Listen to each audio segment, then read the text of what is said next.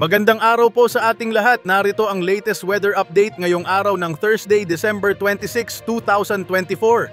Sa kasalukuyan, bahagyang humina ang epekto ng northeast monsoon o hanging amihan. Kasabay nito, nabawasan din ang mga pag-ulan na dala ng shear line. Ang shear line ay hindi nakakaapekto sa anumang bahagi ng ating bansa. Gayunpaman, makikita sa latest satellite animation na may mga kumpol ng kaulapan na nakaapekto sa katimugang bahagi ng ating bansa. Yan po ang Intertropical Convergence Zone o ITCZ. Dulot ng ITCZ, makakaranas tayo ng maulan na panahon sa malaking bahagi ng Mindanao at Palawan. Meanwhile, bagamat hindi nakakaapekto ang shear line sa anumang bahagi ng ating bansa sa ngayon, magpapatuloy pa rin ang light to moderate rains na dulot ng northeast monsoon o hanging amihan sa eastern sections ng northern Luzon. Sa nalalabing bahagi ng bansa, posible ang mga isolated thunderstorms na nagdudulot ng panandalian o biglaang buhos ng ulan, karaniwang nararanasan sa hapon o gabi. Sa kasalukuyan, wala tayong minomonitor na low pressure area, LPA, o bagyo sa loob at labas ng Philippine Area of Responsibility.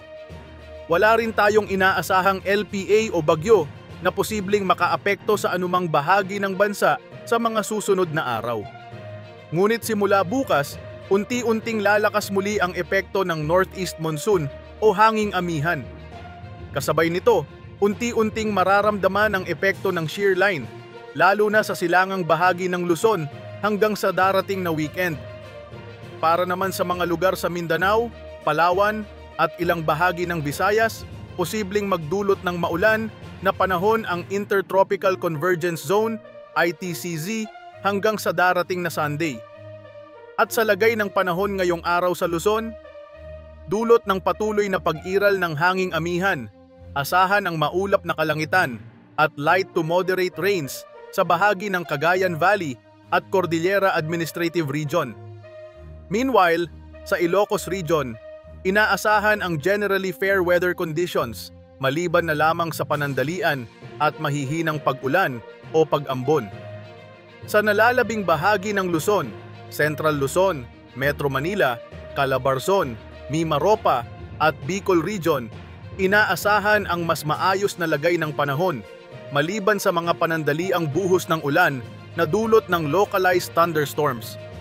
Lagay naman ng panahon sa nalalabing bahagi ng bansa, sa Palawan, Visayas at Mindanao, dulot ng epekto ng Intertropical Convergence Zone ITCZ, asahan ang makulimlim na panahon sa buong Mindanao at ilang bahagi ng Palawan. Posible ang moderate to heavy rains, lalo na sa eastern section ng Mindanao, partikular sa Caraga at Davao Region. Maaaring maranasan ang malalakas na buhos ng ulan, kaya't paalala sa ating mga kababayan na magdoble ingat dahil posible ang pagbaha at pagguho ng lupa. Lagay ng panahon sa Visayas. Makakaranas ang Visayas ng partly cloudy to cloudy weather conditions na may posibilidad ng mga isolated thunderstorms o panandaliang buhos ng ulan, karaniwang nararanasan sa hapon o gabi.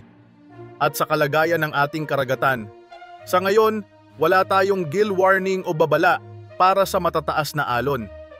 Gayunpaman, pinapaalalahanan ang mga nagpaplanong pumalaot sa baybayin ng Northern Luzon na mag-ingat dahil inaasahan ang maalon na karagatan.